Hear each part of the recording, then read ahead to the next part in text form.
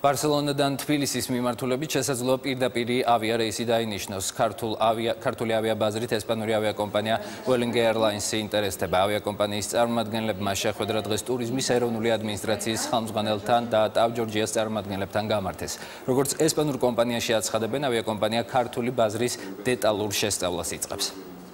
ესპანურ ავიაკომპანია Vueling-თან ჩვენ უკვე რამოდენიმე ხნის წინ დავიწყეთ მოლაპარაკებები და თანამშრომლობა იმაზე, რომ შედგეს რეისი ბარსელონა-თბილისი. ჩვენ ყველაფერს გავაკეთებთ იმისათვის, რომ ხელი შევუწყოთ ამ ავიაკომპანიას, რომ შემოვიდნენ საქართველოში, მათ შორის იმითაც, რომ დავგეგმავთ ერთობლივ მარკეტინგ კამპანიას ესპანეთში, იმისათვის, რომ მეტი ესპანელი ტურისტი დავაინტერესოთ საქართველოში მოგზაურობით.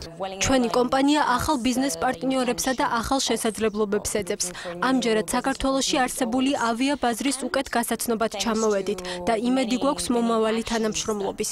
ჯერჯერობით გადაწყვეტილი არაფერია და ჩვენი დღევანდელი შეხვედრაც მოლაპარაკებების პირველი ეტაპია.